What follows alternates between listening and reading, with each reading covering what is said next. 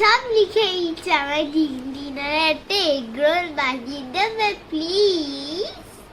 আচ্ছা দেব। আজকের আবদার এগ রোল বানিয়ে দিতে হবে সব লেখা করলে। সব লেখা যেমন হয়ে গেছে আমিও রেডি এগ রোল বানাবার জন্য। প্রথমে আটা আর ময়দা মিশিয়ে নিয়ে তার মধ্যে একটু নুন আর সাদা তেল দিয়ে সুন্দর করে ময়াম দিয়ে নিলাম। তারপরে একটু জল দিয়ে নরম নরম একটা ডো মেখে নিলাম। আর ওই যে চিৎকার চলছে মা মা কখন হবে, তাড়াতাড়ি করো, যাচ্ছে তো। শুনে নিয়েছো? তার চিৎকার শুরু হয়ে গেছে। ডোটা 10 মিনিট রেস্ট করে নিয়ে তারপরে সুন্দর করে লেচি কেটে বেলে নিয়েছিলাম।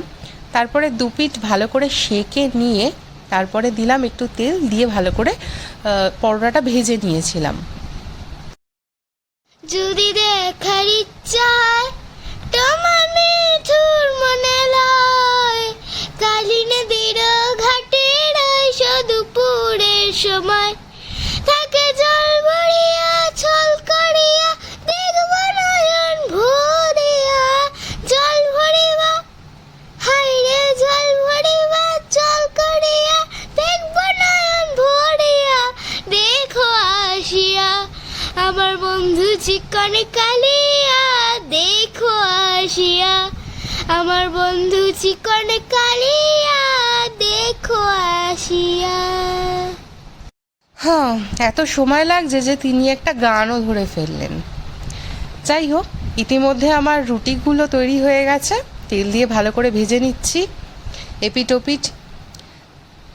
এরপর একটা ডিম গুলে নিলাম, ভালো করে ফেটিয়ে নিলাম একটু নুন দিয়ে।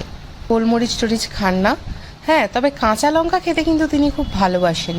যদিও বাচ্চারা গোলমরিচ খায়, কাঁচা লঙ্কা খুব একটা ভালোবাসে না, কিন্তু তার মাথায় ঢুকেছে কাঁচা লঙ্কা খেলে নাকি তাড়াতাড়ি বড় হয়ে যাওয়া যায়, তাই সে একটু একটু কাঁচা লঙ্কাও খান।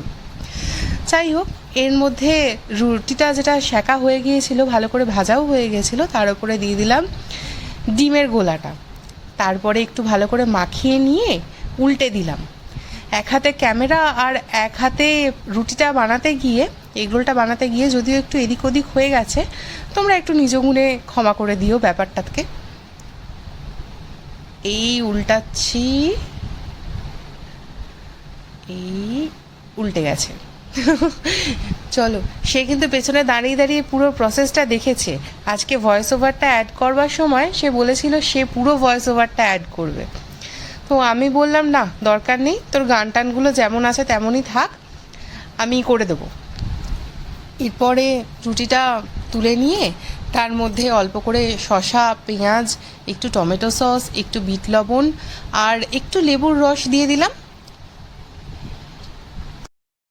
আর কত দেরি লাগবে, আর খিদে পেলাম, আমার খিদে পেয়েছে। শুনতে পাচ্ছ কি অবস্থা? খিদে পেয়েছে। আচ্ছা, চুপ চুপ চুপ। আচ্ছা, তো তারপরে যথারীতি সব কিছু রেডি।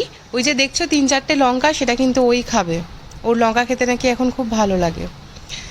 তারপরে দিয়ে দিলাম কাগজে। ও ভালো কথা, তার এখন আর সে 3 লাইনের ইংরেজি খাতায় লেখে না, তাই এই খাতা 2-1টার পাতা পড়ে রয়েছে, সেই পাতাটা সে আমাকে এনে দিয়েছে তার এগরোলটা মুড়ে দেওয়ার জন্য।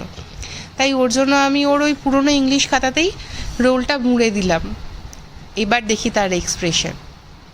চলো, এই নাও তোমার এগরোল রেডি।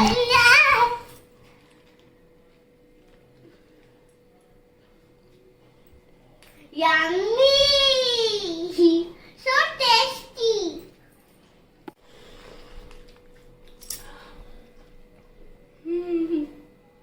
কেমন হয়েছে? দারুণ।